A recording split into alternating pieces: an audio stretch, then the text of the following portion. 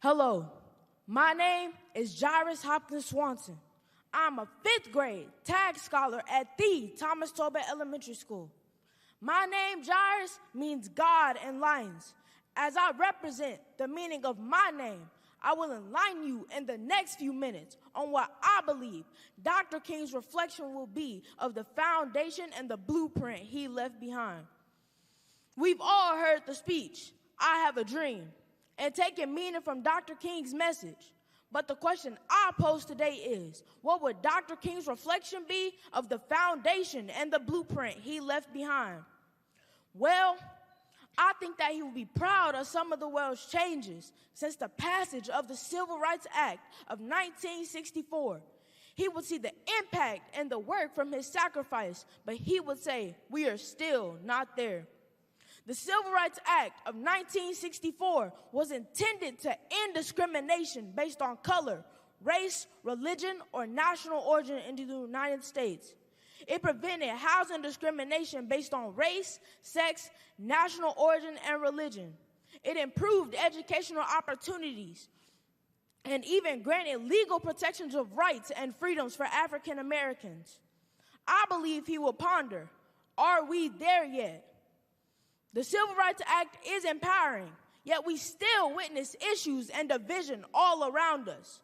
Even with the Civil Rights Act in place in 2023, the law does not always stop nor punish those who choose to discriminate against men and women unfairly.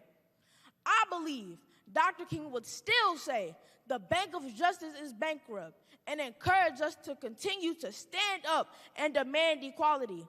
I think Dr. King might say we must do better. The 13th Amendment abolished slavery. The 14th Amendment gave citizenship to all people born in the U.S., and the 15th Amendment gave Black Americans the right to vote. However, today, in 2023, several states are trying to pass bills to limit the power of the minority vote. For example, many states are enforcing strict voter ID laws and cuts to early voting. Dr. King's view on this issue? Definitely not good. Dr. King spoke in his I Have a Dream speech of people not being judged by the color of their skin. He would be pleased knowing a Black man became president of these United States, and presently a Black female is serving as vice president.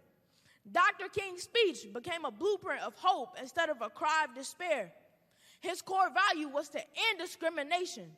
He wanted peace and for people to not judge each other based on skin color, their hair, their names, or even the neighborhood they lived in.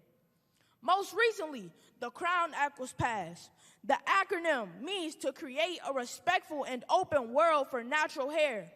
The passage of this act is another example of light that keeps Dr. King's dream a trending topic. I feel Dr. King's reflection of the past 60 years since his I Have a Dream speech would be for us to keep wearing our crowns as kings and queens and continue to keep the dream alive. In closing, Dr. King simply wanted equality for all people. Today, if Dr. King was reflecting off of racial equality, poverty, and low wages, I believe he will repeat this quote: "What good is having the right to sit at a lunch counter if you can't afford to buy a hamburger?" What do I feel Dr. Martin Luther King Jr.'s reflection of the past 60 years since his I Have a Dream speech would be? I envision him saying, "We have unfinished business." Thank you for the personal privilege of speaking to you today. I am Jzairus Hopkins Swanson, a 5th grade tag scholar at the Thomas Tolbert Elementary School.